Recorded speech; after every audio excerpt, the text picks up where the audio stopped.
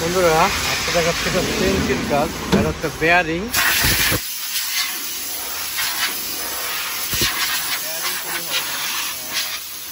Bearing এর যে হচ্ছে ভিতরের পার্টটা, হ্যাঁ, তো এটা দিয়ে আসলে বের করার পরে বাতাস করতে হয়। যেহেতু আমার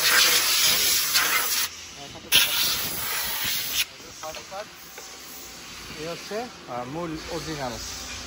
হ্যাঁ, এটা দুই হাত ইউজ করতে হয়, একটা উপরে একটা নিচে। জ্যাকটা হয়েছে শক্ত কিনা দেখতে হবে। গ্লাম লাগানোর পরে জাস্ট স্টার্ট। এরপরে হচ্ছে এটা দ্বিতীয় পার্ট হচ্ছে এখানে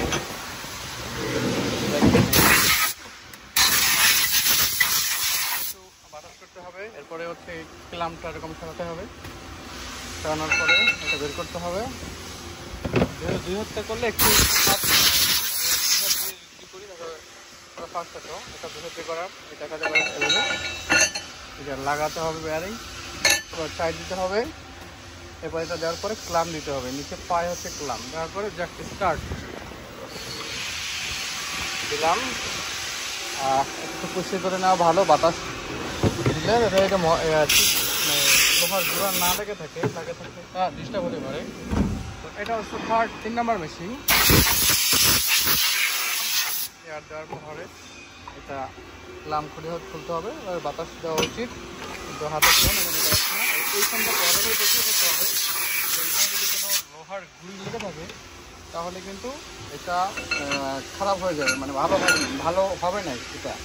আর এটা খুব সিনসিয়ারলি দুই হাত দিয়ে লাগানোর পরে ক্লাম চাপ দিতে হবে। যদি এটা একটু একা বেঁকা হয় তাহলে কিন্তু নষ্ট হয়ে যাবে। হ্যাঁ, তো এটা পরিষ্কার করতে হবে, কারণ পরিষ্কার না করলে হচ্ছে পরবর্তী নাম্বার 4 এটা ফাইনাল ফিনিশিং। দেখেন ফাইনাল ফিনিশিং, এটা কিন্তু ই হবে না, মানে মাপ সঠিক আসবে না, উল্টা পাল্টা আসতে পারে। তো এটা পরিষ্কার করতে হবে। তো এটা খুব ভালো করে বুঝিয়ে দিতে হবে, কারণ যেটা ফাইনাল এটা যদি একটু পরিমাণ যদি আপনার এই যে লোহার গুঁড়িগুলো থাকে তাহলে কিন্তু এটা একেবারে উল্টাপাল্টা মাপ আসবে। তো সব ভালো করে দেখে আটকাতে হবে, ক্লাম চাপতে হবে। এই যে লাগছে, দেন অফ, এভাবে কাটছে। এটা হচ্ছে বেয়ারিং। এবার আমরা এটা মাপ আছে বিভিন্ন, যেমন ধরেন এটা হচ্ছে এটা কত আছে দেখি, এখানে এটা ঠিক আছে কিনা, এটা বলে অভিয়াং। এইটা একটা মাপ আছে দেখাই, এটা হচ্ছে নেগিয়াং, ঠিক আছে কিনা, চিহ্ন থাকবে দেখেন এখানে নেগিয়াং। তো এরপরে এর থেকে বললো হচ্ছে ফেগিয়াং।